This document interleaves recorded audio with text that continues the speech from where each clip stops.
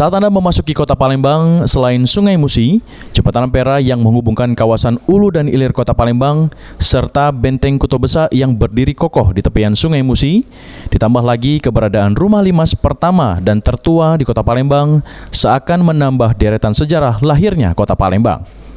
Rumah Limas merupakan rumah adat Provinsi Sumatera Selatan dengan ibu kota Palembang. Sebutan Rumah Limas pun karena atapnya menyerupai piramida terpenggal atau limasan. Struktur bangunan pun terbuat dari kayu yang dibangun dengan menggunakan tiang penyangga atau masyarakat Palembang menyebutnya dengan rumah panggung.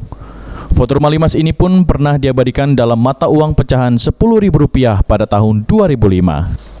Menurut Tamzi selaku guide Museum Negeri Bala Putra Dewa mengatakan, keberadaan Rumah Limas ini dahulunya dibangun pada tahun 1830 oleh Pangeran Syarif Abdul Rahman Al-Habsyi. Sempat beberapa kali mengalami perpindahan lokasi bangunan, hingga akhirnya pada tahun 1933 sampai dengan 1985, Rumah Limas ini menjadi Museum Rumah Bari yang terletak di belakang kantor wali kota Palembang. Dan pada tahun 1985, Rumah Limas pun berpindah lokasi ke Museum Negeri Bala Putra Dewa hingga saat ini. Tahun 85 dibongkar satu-satu, dilepas, dipindahkan ke Museum Negeri Sumatera Selatan Bala Putra Dewa sampai dengan sekarang saat ini. Dan rumah ini putunya sudah diabadikan di uang Rp10.000 yang lama.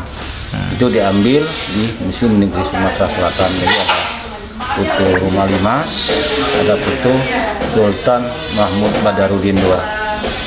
Untuk struktur bangunannya sendiri ini sudah banyak renovasi atau masih dengan aslinya, Pak? Rumah ini 70% itu kayunya itu masih yang asli. Masih yang rumah pada saat. Tim Liputan PAL TV.